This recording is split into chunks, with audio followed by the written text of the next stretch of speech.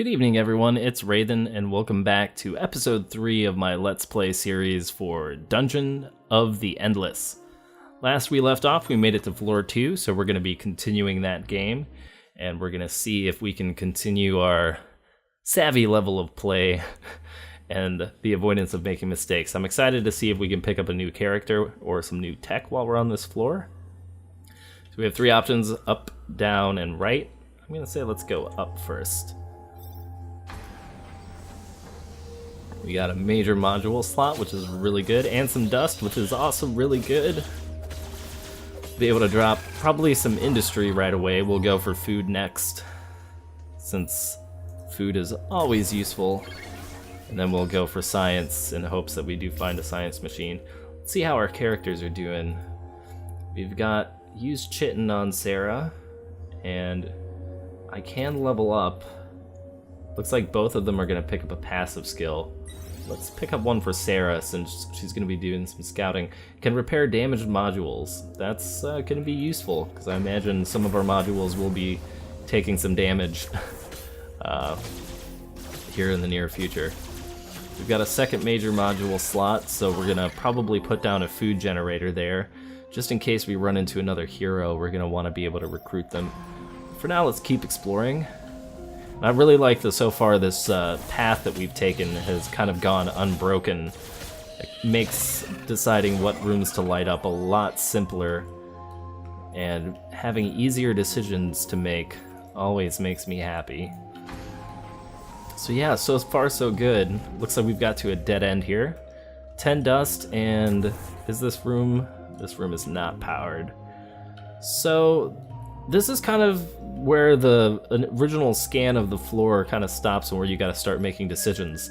You know, do I power down this room and risk mobs spawning in it? Do I turn this room into my choke point? It's hard to say. I do know that I want to drop a food replicator. So we're going to do that, and our food is going to go from +4 to +7. We're going to explore out over here to the right. We'll see if we can't keep picking up enough dust to avoid extra monsters. Looks like we just got some free science, which is pretty awesome. Let's go ahead and keep exploring, and we will see. Oh, and we found the exit already, which is pretty awesome. We're gonna want to keep exploring, and now the question is what direction. I don't think we want to get into crystal defense area just yet. All right. Ooh, this guy here with the big crystal, he does not look very friendly. Taking some decent damage here, but I don't think we spawned any monsters anywhere else, which is... Well, nope, we did. Alright, so let's send Sarah back here. We do not want to let him get back and destroy our crystal. We would like to hang on to all the dust we can get, thank you very much. I think Sarah's going to deal with him pretty swiftly. Alright. So I've been reading up a little bit more on some basic tactics for the game, and some people have suggested that when you find the exit, what you can do is you can separate out your characters and kind of open a whole bunch of doors at once before you make your mad dash. Since you're going to be getting swarmed anyway, at that point it's all about longevity. I don't know if we're quite in the position to do that. I want to do some safer exploring, but I think what we're going to do is we're going to leave Gork there in the middle. We'll power up our exit, and then we'll start scouting and retreating a bit. I think that seems like the slightly smarter thing to do. Alright, so we found some dust. We'll retreat back to our central point here, and actually we'll probably, let's go ahead and drop down a tear gas module, and we'll drop a prisoner prod as well, just because this seems like a decent choke point. People are probably going to be moving into this room pretty frequently, even as well as when we start moving our crystal. It's going to be along the path where monsters are going to be coming to try to ambush us. Let's hang on to our food for now before we level up Gork. I don't want to get too far along. Actually, what we can do now is kind of bunny hop these rooms so that we can move, well, yeah, I actually like Gork in that position. Let's go ahead and leave him there. And we'll just light up this room so nothing comes in from behind us. Let's go look over here. Alright, so we have another major module slot and some monsters spawning. We'll go ahead and retreat and hold them off here at this choke point. So yeah, I am starting to feel a bit more comfortable with this game, where I feel like I'm not quite... probably didn't need to spend a bit of food there, but that's alright. Where I feel like I'm not quite at the game's mercy anymore, you know, if I start losing or start making mistakes, I know why that's happening. But I still haven't seen much of it. I'm really excited to see what the next potentially 23 floors has to offer. Let's go ahead and poke our heads in here.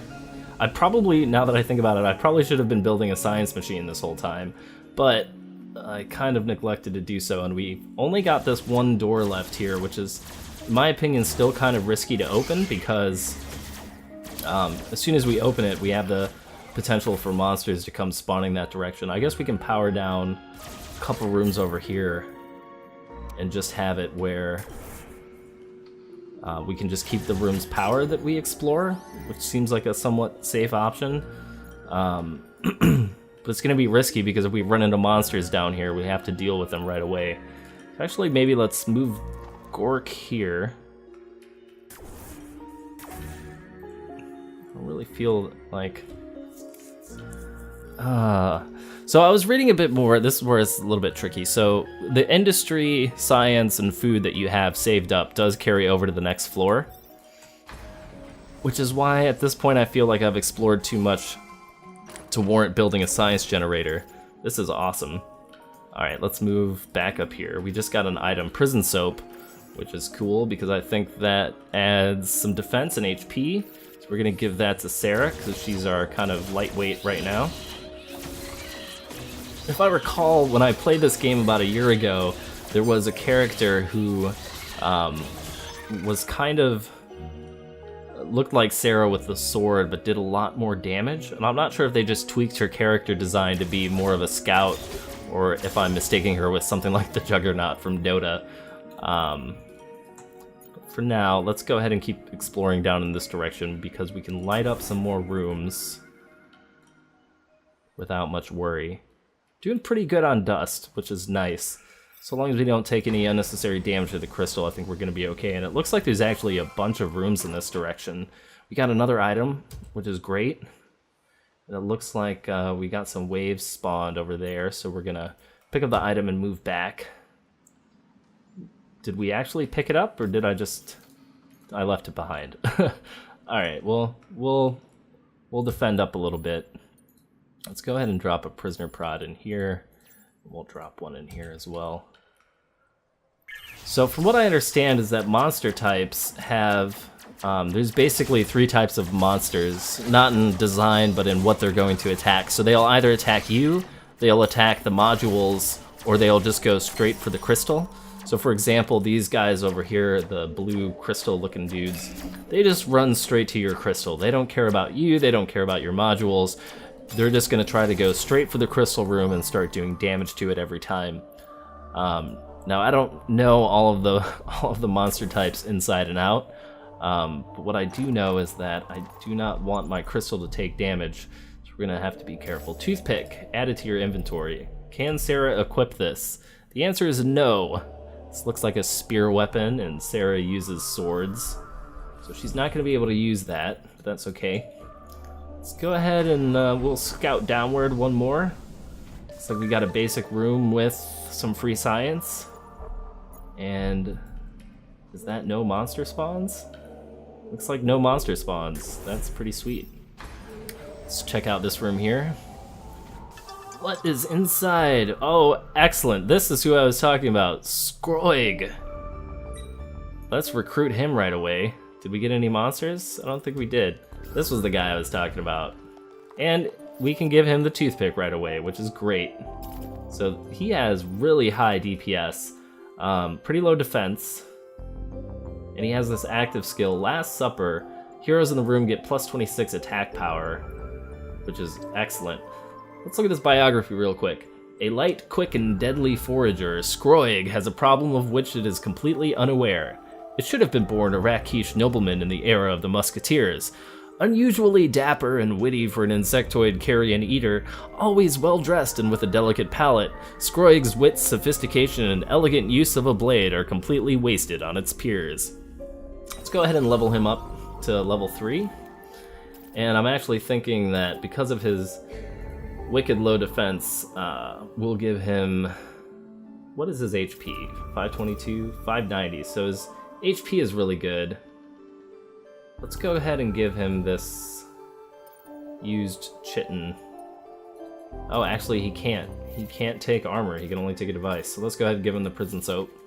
That should make him somewhat tanky, which is good. And the game is paused. I don't think we spawned any monsters, which is good. And this actually means that Gork here can just kind of go hold down our choke point, and we can use these two guys. Whoop! Nope, Gork, you go back there. I did not mean to continue having you selected. Alright, let's check out this. This looks like the last room of the dungeon, which is good. We found the research machine last, which is not good. But let's get everybody up here where they can defend. Actually, it looks like he's gonna have to hold off this guy right here.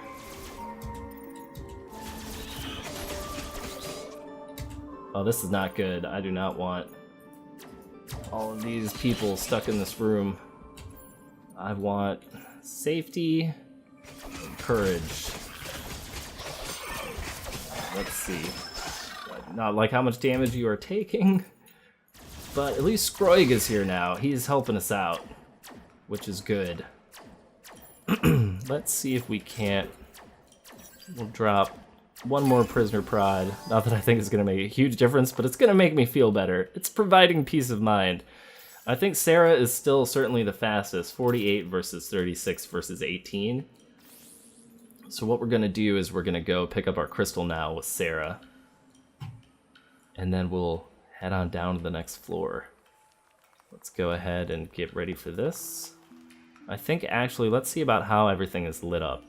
Let's deactivate some of these unnecessary rooms, because I'm thinking it might be possible to station our guys here in the exit, hold off people from just this one room here. That one room should give Sarah enough buffer to just take the crystal and run. So let's see if that will work. Hopefully it does. Sarah, where'd you go?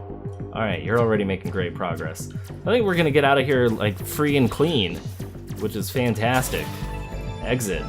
Alright. So that's floor 2. That went pretty smoothly. Only took us about 10 minutes, killed a whole bunch of monsters, and we got us some dialogue. I know where I've seen you. You were on Kaituel, weren't you?